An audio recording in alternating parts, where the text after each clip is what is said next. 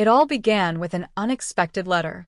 Not from a politician, nor a high-ranking military official, but from a 28-year-old Navy officer, Captain Ava Carson, who was quickly making a name for herself in the Navy. A letter arrived at the White House, requesting a personal audience with President Donald Trump. What made this letter stand out wasn't just its rare nature. It was from someone still in their 20s, and yet one of the youngest officers to ever command a unit. The letter, though brief, held an undeniable power. "Mr. President, I have something urgent to share, something I believe this nation needs to hear, not for my sake, but for those who serve in silence." President Trump, intrigued, read the letter a few times.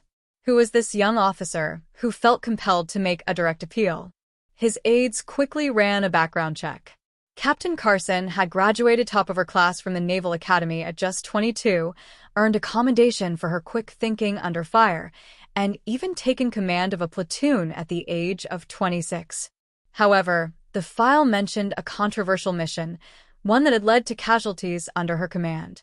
Trump thought for a moment. It was rare for someone so young and without political motives to request such an important meeting. But the more he read, the more he wanted to understand. "Set it up," he told his staff. When Captain Carson arrived at Joint Base Andrews, the press was already buzzing.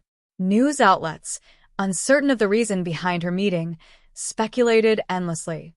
But Ava wasn't concerned with the noise. She had been underestimated her entire life, and now, this meeting was not about personal gain or glory. It was about a much larger mission, speaking up for the untold stories of those who served. As she walked through the gates of the White House, she reminded herself of the real reason she was there. This wasn't a chance to impress anyone, it was a moment to speak the truth about the real cost of leadership in the military. When she stepped into the Oval Office, she took in the room's history, the portraits of past leaders, the weight of decisions that had been made within those walls. Standing before President Donald Trump, a man who had worked with generals, war heroes, and world leaders, Ava felt her heart racing. Yet, she didn't back down. "Captain Carson, I've met plenty of military leaders, but a young officer like you? That's a rare sight," President Trump said, his tone a mixture of curiosity and respect.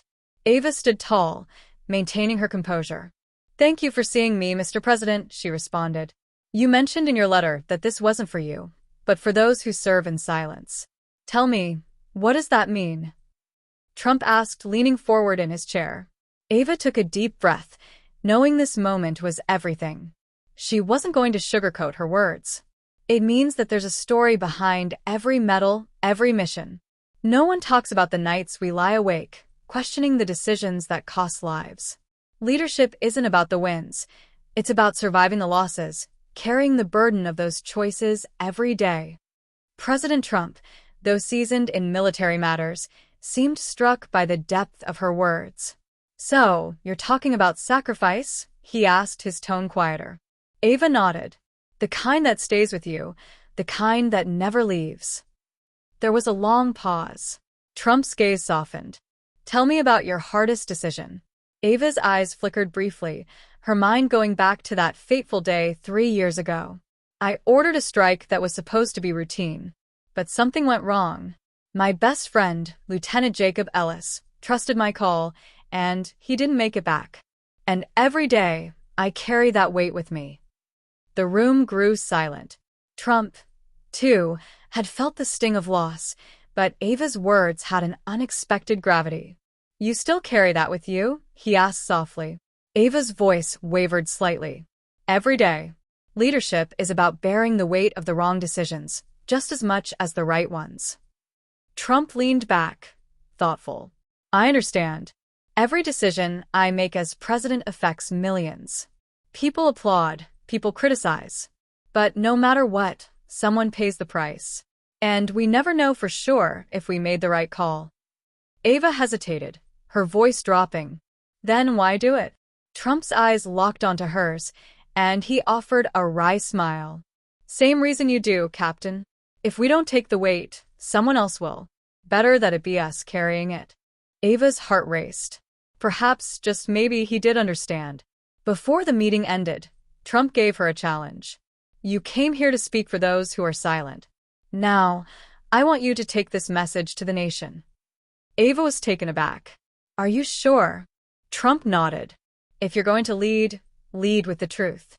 The next day, Ava stood before the White House press room. The cameras, the reporters, the speculation, it all faded into the background. Today, she wasn't just a military officer. She was a voice for the unseen burdens of leadership. "America loves its heroes," she began, her voice calm but resolute. "But we don't talk enough about those who don't come back, or the ones who do, but never fully return. Leadership isn't just about rank. It's about accountability. 3 years ago, I made a decision that cost a life. And every day since, I've carried that loss." The room fell still. Across the nation, people listened. They didn't just hear her words, they felt them. Some hailed her as a voice of reason, others questioned her inexperience. But Ava didn't care. She wasn't there for approval. She was there to speak the truth. That night, her phone buzzed with messages from veterans, soldiers, and families who had lost loved ones. They thanked her for speaking out, for making sure no one had to carry their burdens in silence anymore. Even as the debates raged, Ava knew she had done what was needed. She wasn't interested in headlines or public opinion. She wanted to make sure that those who served were seen, that their sacrifices were never forgotten.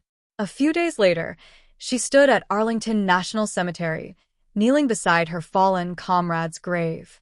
"I did it for you, Jake," she whispered. And for the first time in years, she felt the weight of leadership begin to lift.